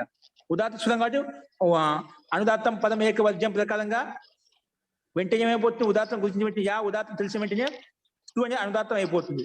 అంతే కదా? మిగిలిన ఏముండే అనుదాత్తాలు అయిపోతాయి. అంటే సు అనుదాత్తం అయిపోయిందన్నమాట. ఇప్పుడు ఏమైపోయింది? ముందు అనుదాత్తము ప్లస్ యా ఉదాత్తము పక్కన ఇప్పుడు ఆ ప్రత్యయానికి ఏముంది? ఆ ప్రత్యయానికి స్వరం ఏముంది? అనుదాత్తం ఆచార్య. అనుదాత్తం ఉంది. అందుకే సుత్యా ప్లస్ ఆ, సుత్యా ప్లస్ ఆ. ఇప్పుడు సుత్యాలు ఉండే ఆకారము, టా ప్రత్యయం ఉండే ఆకారం, ఆకాశవాది దీర్ఘ ప్రకారం దీర్ఘ చేసిన అవుతుంది. పూర్వ పర్యవస్థానం దీర్ఘ ఏకాదేశం అవుతుంది. అంటే ఉదాత్తానికి అనుదాత్తంతో ఏకాదేశినప్పుడు ఉదాత్తం అయిపోతుందండి. ఉదాత్తం చేత అనుదాత్తానికి ఏకాదేశినప్పుడు అది కూడా ఉదాత్తం అయిపోతుంది. అర్థమైందా? ఉదాత్తం చేత ఎప్పుడు అనుదాత్తానికి ఏకాదేశం అయిపోయినా అది కూడా అనుదాత్తం కూడా ఉదాత్తంగానే మారిపోతుంది. కాబట్టి ఇప్పుడు యాలో టా ప్రత్యయం అనుదాత్తం కలిసిపోయింది అన్నమాట. కలిపింది కాబట్టి రెండు కలిసిపోయి ఒక ఆకారం వచ్చింది. ఏకాదేశం అయిపోయినా అది కూడా ఉదాత్తం అయిపోయింది అన్నమాట. అందుకే సుత్యా అనేది అంత ఉదాత్తం.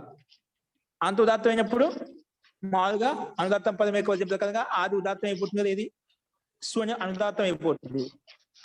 ఇప్పుడు ఈ సందర్భంలో పక్కన ఏముందండి? సుత్యా ప్లస్ సుత్య అయిపోయింది. సుత్య తయారైన తర్వాత మళ్ళీ ఇది యా గద వచ్చింది మనకు. టా ప్రత్యయం వచ్చిందా? టా ప్రత్యయం వచ్చింది కాబట్టి టా ప్రత్యయం ప్రాతిపదికాంతం కాబట్టి మళ్ళీ వెంటనే సు ఔజస్ అమ్ ఔట్సెస్ ప్రకారంగా మళ్ళీ అమ్ము తెచ్చుకుంటామండి. ఏం తెచ్చుకుంటాం? మళ్ళీ అమ్ము తెచ్చుకుంటాం. సుత్య అనే ప్రాతిపదికం చేత సు ఔజస్ అమ్ ఔట్సెస్ ప్రకారం సుత్య ద్వితీయ భక్తి ఏకవచనంలో ఉంది కాబట్టి మళ్ళీ అమ్ము తెచ్చుకుంటాం. ఏ భక్తి తెచ్చుకుంటామండి? ద్వితీయ భక్తి ఏకవచనంలో అమ్ము తెచ్చుకుంటాం. అక్కడ టాప్ తెచ్చుకోలేదు. ఇప్పుడు ప్రాతిపదిక అధికారంలోకి వెళ్ళి యా ప్రాతిపదిక అధికారంలోకి వెళ్ళి సు ఔజస్ అమ్ ఔట్సెస్ ప్రకారం ద్వితీయ భక్తి ఏకవచనంలో టాప్ తెచ్చుకుంటాం కర్మని ద్వితీయ ప్రకారంగా. ఓకేనా? తో ద్వితీయ భక్తి ఏకవచనం వచ్చింది, అమ్ము వచ్చింది అన్నమాట. సుత్యా ప్లస్ అమ్ము. ఇప్పుడు అమ్ముకి ఏ స్వరం అంటే ప్రత్యయం కదా, ఏ స్వరం ఉంటుంది? ఏ స్వరం ఉంది? ఉదాత్తం. ఏ సూత్రం ప్రకారంగా? ఉదాత్తం అండి. ఉదాత్తం అవుతుంది. సోమనాథ్ గారు చెప్పిన ఉదాత్తం అవుతుంది. గిరిజా గారు చెప్పిన ఉదాత్తం అని చెప్పి. సోమనాథ్ గారు ఉదాత్తం ఎలా అండి? మనకు చెప్పండి. అనుదాత్తం అవుతుంది ఆచార్య. ప్రత్యయానికి ఉదాత్త సంజ్ఞాన్ని ఇంతకుముందు చదువుకున్నాం కదండి. అది అదే ఆ ఉదాత్తానికి అపవాద సూత్రము ఇది సుప్రత్యయం కాబట్టి అనుదాత్తం.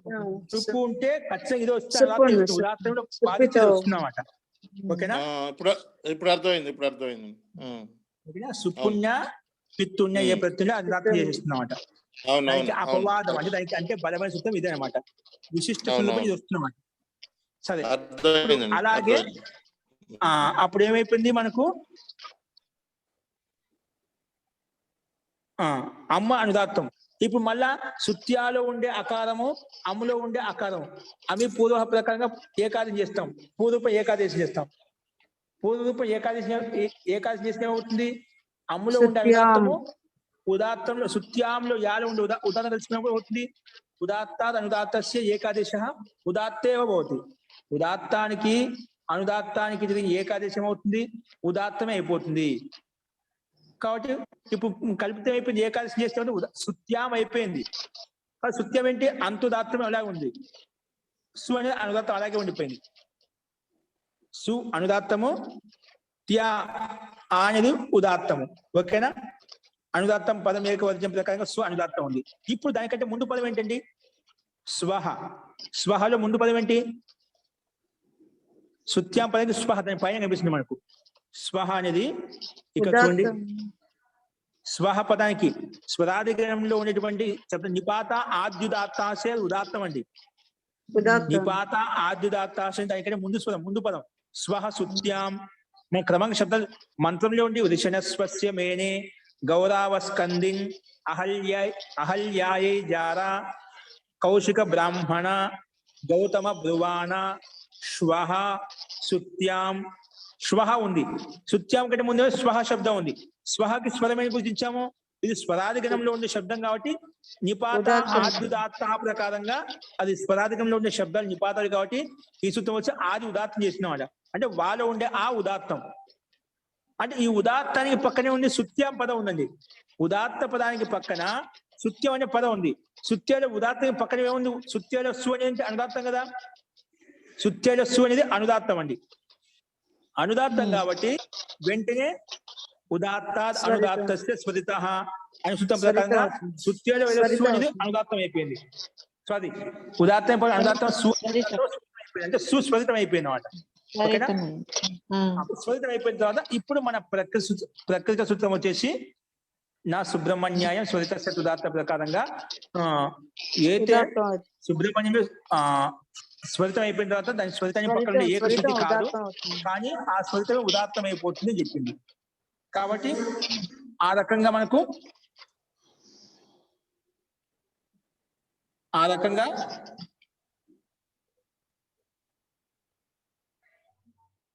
ఉదాత్తం అయిపోయిందండి. ఏమైపోయింది? సు అనేది అనుదాత్తం ఉదాత్తంగా మారిపోయింది. నా సుబ్రహ్మణ్యం స్వరిత ఉదాత్త ప్రకారంగా ఇది కూడా ఉదాత్తంగా మారిపోయింది. ఓకేనా? ఇది కూడా ఏ విధంగా మారిపోయింది? ఉదాత్తంగా మారిపోయింది.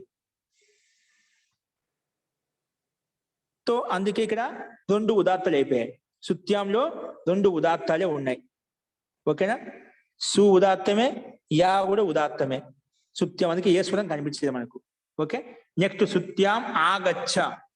ఆగచ్చాక స్వరం ముందు చెప్పుకున్నాం. ఆగచ్చాక స్వరం ఏంటండి? ఆగచ్చ అనేది అది ఉదాత్తం. ఆది ఉదాత్తం. ఆది ఉదాత్తం. అంత్య అనుదాత్తం వస్తుంది. ఆది ఉదాత్తంగా మనం చెప్పుకున్నాం. ఎట్లాగా? ఆగచ్చ అనేది మధ్యపు లోట్లకార ఏకవచనం యొక్క రూపం. దానికి రూపం చెప్పుకున్నాం. ఇక్కడ తింగ ప్రకారంగా అతింగంత పదానికి పక్కన ఇంద్ర, దానికంటే ముందు అగచ్చ శబ్దానికి ముందేంటి? ఇంద్ర శబ్దం ఉంది అన్నమాట. ఆ సూత్రం ప్రకారంగా ఆగచ్చ స్వరం ఏం గుర్తించాం మనము? ఆది ఉదాత్తమైనప్పుడు దాని పక్కన ఉండే అనుదాత్త స్వరితం అయిపోయింది. తర్వాత నా సుబ్రహ్మణ్యం స్వరిత ఉదాత్త ప్రకారంగా స్వరితం కూడా ఉదాత్తం అయిపోయింది. అందుకే ఆగచ్చలు రెండు ఆది ఉదాత్తలు అయిపోయాయి. రెండు ఆది ఉదాత్తలు అయిపోయాయి అన్నమాట. ఇక్కడ కూడా సుత్యాం ఆగచ్చ, సుత్యాం ఆగచ్చ. ఇక్కడ అతింగంత పదానికి ముందు తింగంత పదం ఉందన్నమాట. అతింగంత ఉత్తర తింగంత సర్వానుదాత్తో పోతుంది. మొత్తం అనుదాత్తలు అయిపోయాయండి. ఓకేనా? అనుదాత్తలు అయిపోయినప్పుడు ఆ ముందున్న సుత్యాలు ఉదాత్తం ఉంది కదా, ఆ ఉదాత్తానికి పక్కన మళ్ళా ఆగచ్చలో ఉండే ఆకి అనుదాత్తం చేస్తాం. అనుదాత్తం చేసిన వెంటనే ఉదాత్త అనుదాత్త స్వరిత ప్రకారం ఏమవుతుంది? మళ్ళా ఆగచ్చలో ఆ ఏమవుతుంది? స్వరితం అయిపోతుంది. స్వరితం అవుతుంది. ఆ స్వరితానికి మళ్ళా మన ప్రకృతి సూత్రం వచ్చేసి ఉదాత్తం చేసేస్తున్నాం. ఏం చేస్తుంది? ఉదాత్తం చేస్తున్నాం. ఓకేనా? ఆ రకంగా ఆగచ్చలో పూర్వవత్ స్వరం ఏదైతే ఉందో రెండు ఉదాత్తలే ఉంటాయి అన్నమాట. ఓకేనా? ఆగచ్చలో ఆ స్వరితం కాబట్టి స్వరితం కూడా ఉదాత్తమే ఉంటుంది. ఇప్పుడు ఉదాత్తం అయిపోయింది కదా. ఉదాత్తం ఏమిటనే ఆ ఉదాత్తం అనుదాత్తం స్వరితం అయిపోతుంది. ఆ స్వరితం మళ్ళీ ఉదాత్తం చేస్తుంది. ఆ రకంగా రెండు ఉదాత్తాలే ఉంటాయి. ఆగచ్చలో రెండు ఉదాత్తాలే ఉంటాయి. ఓకేనా? ఇది స్పష్టమైంది కదా. ఆగచ్చ. లాస్ట్ శబ్దం సుత్యాం ఆగచ్చ మఘవన్. మఘవన్, ఇది మఘవన్ ఒకే శబ్దం. ఏంటండి? ఒక డౌట్ ఆచార్య, సుత్యం అమ్మ ఉంది కదా ఆచార్య, ఇక్కడ అకస్సవర్ణ దీర్ఘ కాకుండా అమిపూర్వ ఎందుకు తీసుకోవాలి ఆచార్య?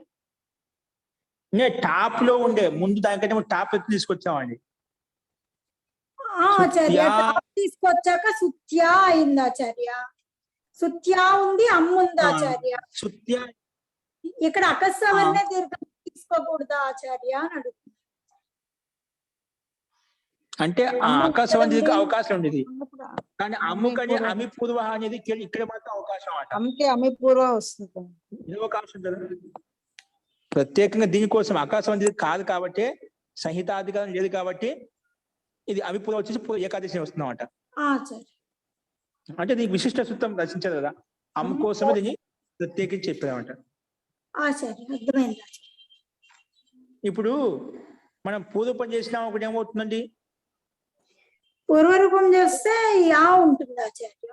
సుత్యా ఉంటుందండి. అకవసవం చేసినాం అనుకోండి ఏమవుతుంది, దీర్ఘం అవుతుంది. దీర్ఘం అవుతుంది దీర్ఘం ఆచార్య. అవుతుంది. కానీ మనం పూర్వపం చేసిన కానీ దీర్ఘం అమిపూర్వ కాదు. అయితే పూర్వం మనము ఏకదేశం అవుతుందండి. పూర్వరూపం పూర్వ ఏకదేశం ఏకాదశి అవుతుంది. పూర్వ ఏకాదశి అని ఎప్పుడు అవుతుంది, అక్కడ దీర్ఘం రావట. అవును, అవును. అవును.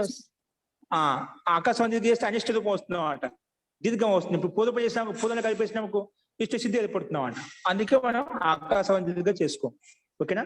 అలాగే ఆచార్య సుత్యా అర్థమైంది. ప్లస్ అమ్మ సుత్య. ఇప్పుడు సుత్యాలు ఇక్కడ ఆల్రెడీ ముందు దీర్ఘం ఉంది కదా, దాన్ని ఏం చేయలేము మనం, దాన్ని కలిపేసామంట.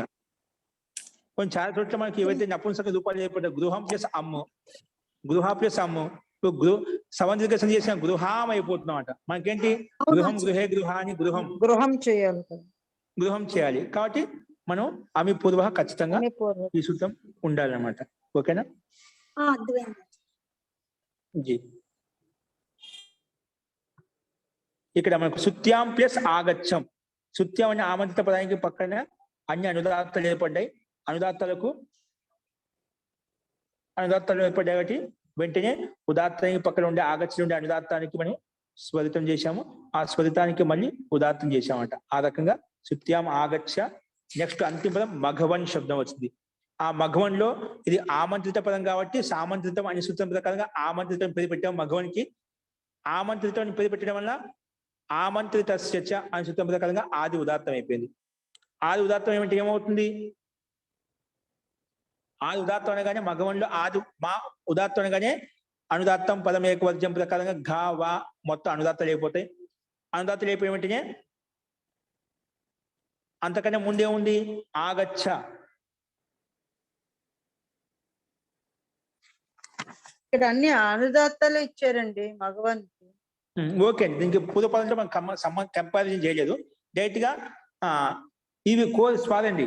ఇక్కడ ఆమంత్రిత చర్చ కాదు, ఇది ఈ ఆమంత్రిత చర్చ వేరేదండి. ఇక్కడ మర్చిపోయినా, ఇక్కడ ఆమంత్రిత చర్చ అనేది ఆది ఉదాత్తం చేసి షష్ఠి 6వ అధ్యాయం 1వ పాదంలో ఉంది. ఇదేంటి ఆమంత్రిత రెండు సేమ్ సూత్రం ఒకటే. ఇది 8వ అధ్యాయంలో సూత్రం అండి.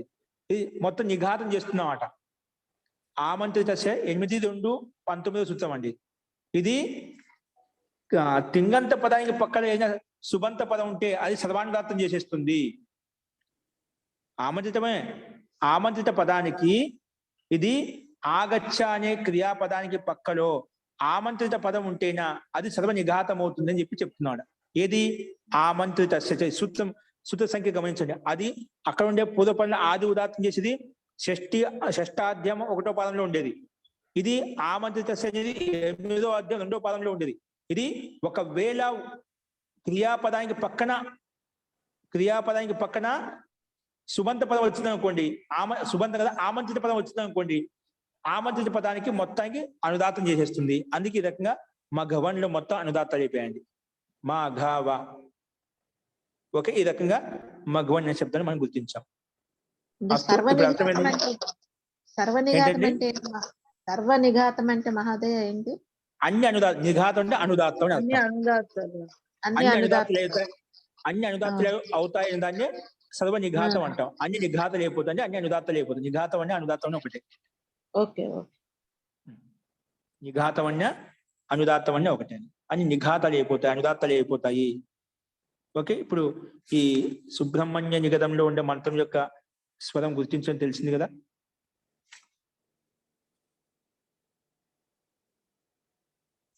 అర్థమైందండి? ఇంకేదో సందేహం చెప్పండి.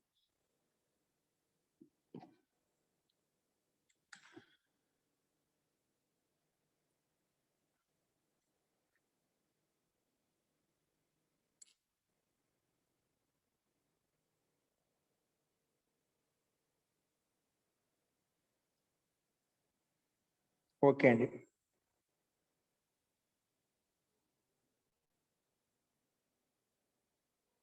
సో ఈ పాఠాన్ని ఇక్కడే వెళ్దాం. నెక్స్ట్ రెండు చూద్దామండి. దేవ బ్రహ్మణో రనుదాత్త సుతం, అది రేపు మొదలు పెట్టుకుందామండి. సో ఇంకేదో సందేహం చెప్పండి. నెక్స్ట్ ఈ సూత్రం కంప్లీట్ అయిపోయింది కదా. నెక్స్ట్ దేవ బ్రహ్మణో రనుదాత్త సూత్రం ఉంది, అది మనం రేపు చెప్పుకుందామండి. దేవ బ్రహ్మణో రనుదాత్త. మహోదయ, ఈ కేప్ అనేది వచ్చింది కదా, కెప్ ఆగమం ఆగమం కాదు, ప్రత్యయం. కెప్ ప్రత్యయం. అది వచ్చే వరకు మొదటి నుంచి కొద్దిగా చెప్తారా అండి? అది అర్థం కాదు, మొదట్లో 2-3 స్టెప్పులు అర్థం కాదు. సుత్యం శబ్దం ఎలా తయారైందంటే, సుత్యాం శబ్దము సుయి ధాతు అండి. సుయి ధాతుకి భూవాదయో ధాతు ప్రకారం ధాతు సంజ్ఞని పేరు పెట్టాము. ధాతు సంజ్ఞని పేరు పెట్టిన తర్వాత దానికి ధాత్వాదేహి సహస ప్రకారంగా దానికి మూలజన శాఖ దంతసకలం చేసిన ధాత్వాదేహి, ధాతుకి ఆదిలో ఉండే మూలజన శాఖ దంతసకలం అయిపోతుంది. ధాత్వాదేహి సహ భవతి. ఓకే, అప్పుడు సుయి ఉంది. ఆ సుయిలో ఉండే యకారం కూడా హలంత్యం ప్రకారంగా ఇత్తని పేరు పెట్టి తస్యలోప అదస్య లోప చేసేసాం. అప్పుడు సు ఉంది. సు ఉన్న తర్వాత ధాతు నిప్పి పెట్టాం కాబట్టి ధాతో ఇదం అధికార సూత్రం, అధికార సూత్రంలోకి వెళ్ళిపోతాం. అధికార సూత్రానికి వెళ్ళిన తర్వాత అధికారం ఏముంది? ధాతు అధికారంలో సమజ నిషేధ నిగమన అనే సూత్రం ప్రకారంగా ఏమవుతుంది? అది కెప్ ప్రత్యయం వస్తుంది అంటుంది. ఏమొస్తుంది? ఇది ఇక్కడ ఉన్న శ్రీ ధాతు ప్రకారం కెప్ ప్రత్యయం వస్తుంది. సంజాయం విషయంలో కెప్ ప్రత్యయం వస్తుందని చెప్పింది. సంజాయం నిషేధ నిపత అనే సూత్రం ప్రకారంగా అక్కడ ఉండే ధాతువుల పక్కన ఏవైతే ఉన్నాయో ఆ ధాతుల్లో ఇది కూడా ఉంది. ఏది? సూయి ధాతు ఉంది. ఆ ధాతు పక్కన కెప్ వస్తుంది. ఆ కెప్ ప్రత్యయం వస్తుంది, ప్లస్ అది ఉదాత్తం కూడా అవుతుంది చెప్పింది. అవుతుంది, కెప్ ప్రత్యయం వస్తుంది ప్లస్ అది ఉదాత్తం కూడా అవుతుంది అని చెప్పింది. ఓకేనా? సో కెప్ ప్రత్యయం వచ్చింది. ఆ కెప్ ప్రత్యయానికి అనుబంధ లోపం చేసుకున్నాము. అమలు వస్తుంది, యా మిగిలింది. పకారం వెళ్ళిపోయింది, కకారం వెళ్ళిపోయింది. లక్ష పద్ధతి హలంత్యం. కేవలం ఏం మిగిలింది? యా మిగిలింది అన్నమాట. ఇప్పుడు సు యా. ఇప్పుడు ఈ స్థితిలో హ్రస్వస్య పితి కృతి తుక్కు అనే సూత్రం వచ్చేసింది అన్నమాట. ఇది వచ్చేసి కెప్ అనేది పకారంలో ఇత్ అయిపోయింది, ప్లస్ కకారానికి లషక్వద్య ప్రకారం కిత్ చేసాం కదా, చేసే అనుమతి. అంటే మొత్తానికి ఇది పిత్ ప్రత్యయము, పకారానికి తీసే పిత్ ప్రత్యయం, ప్లస్ కెప్ అనేది కృత్ అధికారంలో ఉంది. కృతింగ్ ప్రకారంగా తింగ్ బిండి ప్రత్యాకృతి సంజకాహ భవంతి. కృత్ ప్రత్యయము ప్లస్ పిత్ ప్రత్యయము. కాబట్టి హ్రస్వస్య పితి కృతి తుక్ ఏమంటుంది? పిత్ ప్రత్యయము. కృత్ అయినటువంటి పిత్ ప్రత్యయం ఏదైతే ఉందో అటువంటి ప్రత్యయం పక్కన ఉంటే, పిత్తుతో కూడుకున్నటువంటి కృత్ ప్రత్యయం పక్కన ఉంటే హ్రస్వాంతస్య అంగస్య తుక్ ఆగం పోతే. హ్రస్వాంత ముందు ఏంటి? సు కదా, హ్రస్వం కదా, ప్రత్యయం కాబట్టి పక్కన పొదుకు అంగ సంజ్ఞ. హ్రస్వాంతస్య అంగస్య తుక్ ఆగమం భవతి. తుక్ ఆగం అయిపోతే ఏమవుతుంది? తుక్ ఆగమైనప్పుడు సూకి తుక్ వస్తుంది అన్నమాట. ఆద్యంతో టకితో ప్రకారంగా ఏమంది? ఆద్యంతో టకితో ప్రకారంగా సుధాతుకి అంతిమంలోకి వచ్చిందన్నమాట. సు తుక్ యా, సు తుక్ యా. ఓకేనా? సు తుక్ యా. ఇప్పుడు తుక్కు అనుబంధం లోపం చేస్తే ఏమవుతుంది? తకాలం పొల్లి మూలుతుంది. తకాలం పొల్లి మూలుతుంది అన్నమాట. సు తు యా కలిపితే ఉంది సుత్య అయిపోయింది. అయిపోయింది, సుత్య అయిపోయింది అన్నమాట. ఆ సుత్య అయిపోయిన తర్వాత ఈ అకారాంత శబ్దం కాబట్టి అజాద్య తష్టాప్ అనే సూత్రం ప్రకారం మళ్ళీ టాప్ తెచ్చుకున్నాము. టాప్కి అనుబంధ లోపం చేశాము. అనుబంధ లోపం చేస్తే అయిపోయింది, ఆ మిగిలింది. దానికి టాప్ లో ఉండే అకారానికి పక్కన సుత్యలో ఉండే అకార సంబంధిత చేసే సుత్యా అయిపోయింది అన్నమాట. ఈ సుత్య అనే ప్రాతిపదికం చేతనే మళ్ళీ మనము అమ్ము తెచ్చుకున్నాము. అమ్ము తెచ్చుకొని దానికి అమి పూర్వ ప్రకారంగా పూర్వ రూపం చేసేసాం. ఈ రకంగా మనం సుత్యాం అనే శబ్దం సిద్ధించింది. ఓకేనా? శోభయాద్రి గారు ఇప్పుడు చెప్పండి, మీట్ ఓపెన్ చేసుకోండి. శోభయాద్రి గారు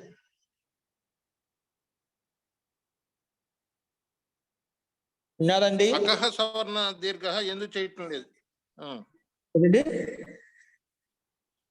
అకహ సవర్ణ అకహ సవర్ణే దీర్ఘ అనే సూత్రం ఉంది కదా, ఎందుకు చేయటం లేదు? ఇక్కడ ఒక సుత్యాలో ఆకు దీర్ఘం ఉంది, అమ్లో హ్రస్వాకారం ఉంది. దీర్ఘాకారము హ్రస్వాకారం కలిపితే ఒకటే ఆ అనే వస్తుంది కదా, ఆన్సర్ ఆ అనే వస్తుంది కదా. సుత్యా వచ్చేసింది కదా. కానీ అది వాడలేదు కదా మనం, అకహ సవర్ణ దీర్ఘ వాడకుండా అమిపూర్వ వాడాం కదా. అది ఎప్పుడు ఆకాశం దీర్ఘ చేసిన తర్వాత మళ్ళీ ఆ సుత్యా అనే ప్రాతిపదిక చేత మళ్ళీ అమ్మ తెచ్చుకున్నామట. అప్పుడు మళ్ళీ అమ్మ తెచ్చుకుంటే ఏముంటుంది? అప్పుడు అమి పూర్వ ప్రకారంగా అది పూర్వంలో ఉండే అక్కడ పూర్వంలో కలిసిపోతున్నామట. దీర్ఘం కాదు, ఆకాశవాణి దీర్ఘం ఏమేస్తుంది? దీర్ఘం చేస్తున్నామట. ఇది పూర్వంలో కలిపేస్తుంది వర్ణాన్ని. ఇక్కడ ఆల్రెడీ దీర్ఘం ఉంది కానీ ఇబ్బంది లేదు, కానీ ఇక్కడ కాదు కదా, దీనికోసం తయారు చేయలేదు కదా సూత్రము. సమస్త శబ్దావళి కోసం తయారు చేస్తామండి. ఇక్కడ సమస్య లేదు. వేరే చోట మనం ఆకాశవాణి దీర్ఘం చేసుకున్నాం అనుకోండి, అది నెక్స్ట్ వస్తుంది. గృహం శబ్దం చెప్పాను దానికి, గృహ ప్లస్ అమ్ము. ఇక్కడ అమి పూర్వం చేయకుండా ఆకాశవాణి దీర్ఘం చేస్తే ఏమవుతుంది? గృహం అయిపోతుంది. దీర్ఘం వచ్చేస్తుంది. దీర్ఘం వస్తుంది కాబట్టి ఇక్కడ అమిపూర్వ చేస్తాం, అమిపూర్వ చేస్తాం, అది వచ్చి దీంట్లో కలిసిపోతుంది. కలిపేస్తున్నాం అన్నమాట. ఇప్పుడు అర్థమైంది. అర్థమైంది. ధన్యవాదాలు.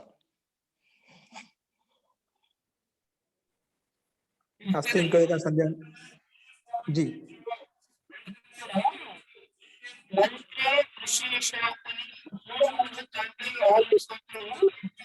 మీ వాయిస్ బ్రేక్. అది నిర్మలాదేవి గారు సరిగా రావడం లేదండి. నమస్తే మహోదయ, చెప్పండి. ఇక్కడ మంత్రే విశేషాన్ని 3:396 సూత్రం ఉందిగా మహోదయ, అది ఏంటి మహోదయ? 3:396 విశేష పచమన, మంత్రే విశేష పచమన భూవీర ఉదాత్త ఈ సూత్రం అండి. ఈ సూత్రం నుంచి ఉదాత్త అనే పదానికి అనువృత్తి వస్తుంది. అంటే మనము సమజ నిషేధ నిపత మన అనే సూత్రం ప్రకారం కెప్ ప్రత్యయం చేశాం కదా, ఆ సూత్రంలో కెప్ చేసాం, బాగానే ఉంది. అది కెప్ ప్రత్యయం ఉదాత్తం కూడా అవుతుంది చెప్పాం కదా. అక్కడ సూత్రం ఉదాత్తం ఎక్కడ ఉందండి? ఉదాత్తం చేయండి. పైనుంచి ఈ సూత్రం నుంచి ఈ సూత్రం అనువృత్తి వచ్చింది, ఉదాత్త పదానికి అనువృత్తి వచ్చింది, అదే ఉదాత్తం అయిపోయింది. ఈ సూత్రం ద్వారా అనువృత్తి వచ్చి ఉదాత్తం అయిందని చెప్తాను. అసలు అనువృత్తి వస్తుంది కాబట్టి ఇప్పుడు అనువృత్తి తెచ్చుకుంటాం కదా మనం. సూత్రంలో ఉదాత్తం చేయాలి. మరి ఎక్కడి నుంచి వచ్చిందంటే అనువృత్తి ద్వారా వచ్చిందన్నమాట. పై సూత్రం నుంచి ఈ సూత్రంలో అనువృత్తి వచ్చిందన్నమాట.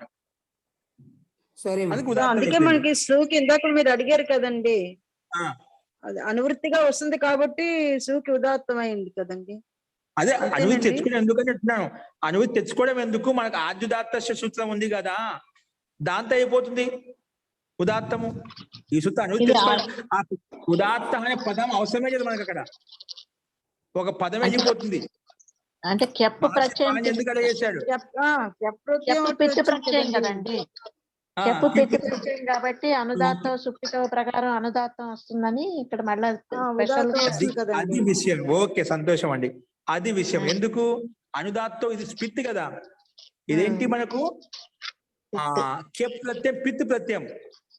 ప్రత్యయమే ఆదాత్త ప్రకారం అది ఉదాత్తం అవుతుంది, కానీ ఇది విశిష్ట సందర్భం. దాన్ని బాధించేసి ఒకేలా ఏ ప్రత్యేకత పకాల సంధి అయిపోతుంది. అనుదాత్తం సుప్పితో ప్రకారం అనుదాత్తం అయిపోతున్నాం అట.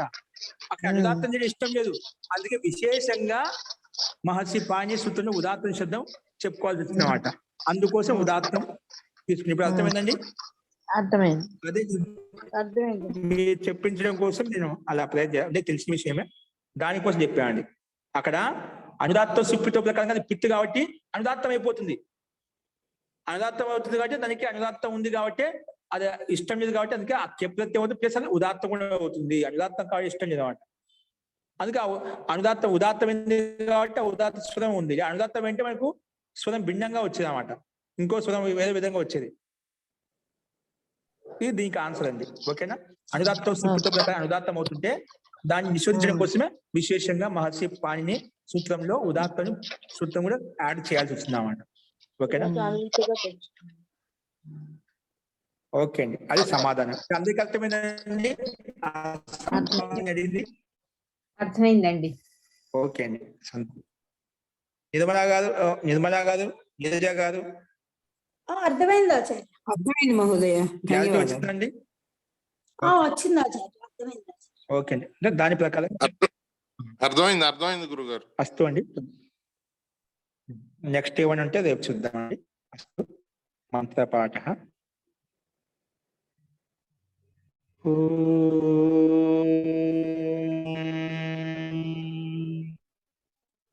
సర్వే భవంతు సుఖినః, సర్వే సంతు నిరామయామి, భద్రాణి పశ్యంతు మా కశ్చిత్ దుఃఖభాగ్ భవేత్. ఓం శాంతి శాంతి శాంతి.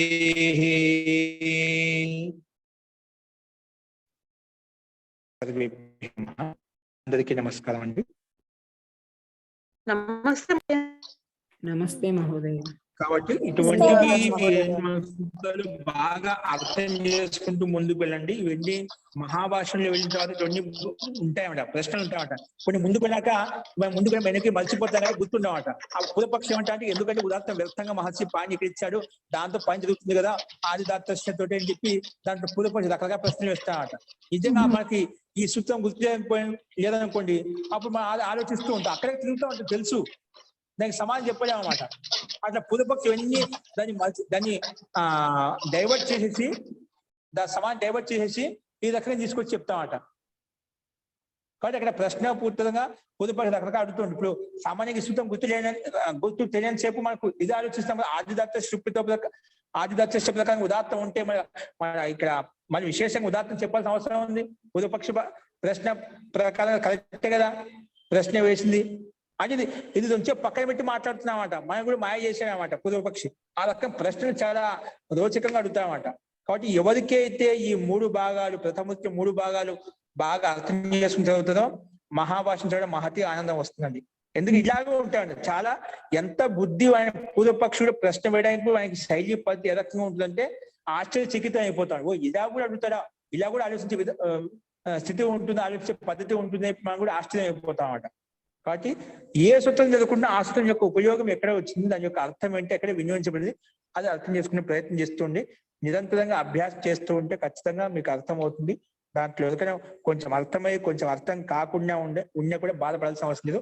నిరంతరంగా అట్లే కంటిన్యూగా ఉంటే ఈ అధ్యాయం అర్థంగానే రెండో అధ్యాయంలో అర్థం అవుతుంది, రెండో అధ్యాయం అర్థంగానే మూడో అధ్యాయం కంపల్సరీగా అర్థం అవుతుంది, దాని సందేహమే లేదు. ఇంకా మూడో అధ్యాయం వచ్చినాక ఒకసారి ఒకటో అధ్యాయంలో కొంచెం అర్థం కావచ్చు, రెండో అధ్యాయం కొంచెం అర్థం కావచ్చు, మూడో అధ్యాయంలో అయిపోయిన తర్వాత ఖచ్చితంగా ఎటువంటి వ్యక్తికైనా ఖచ్చితంగా అర్థం అవుతుంది, సందేహం లేదు. ఇంకా నిరంతరంగా మనం ఇదే విధంగా వింటూనే ఖచ్చితంగా అర్థం, దాని సందేహం లేదు. తర్వాత 4, 5 అంటావా అవన్నీ ఇంకా పరిగెత్తొచ్చింది, ఇబ్బంది లేదు, అప్పటికి అన్ని వచ్చేసి ఉంటాయి అన్నమాట. కాబట్టి అందరూ నిరంతరంగా అలా ప్రయత్నం చేస్తుండండి. అర్థం కాని చెప్పి బాధపడాల్సిన అవసరం లేదు. ఎవరికన్నా కొంచెం అర్థమయ్యి అర్థం కాంటే ఉంటాయి, కానీ అందరికీ అర్థం అవుతున్నాయి. కొన్ని రోజుల తర్వాత అన్ని శబ్దాలు వచ్చేసినప్పుడు వ్యవస్థితం అవుతాయి, ఆటోమేటిక్ అడ్జస్ట్మెంట్ అవుతాయి శబ్దాలన్నీ, ఆ జ్ఞానం అంతా.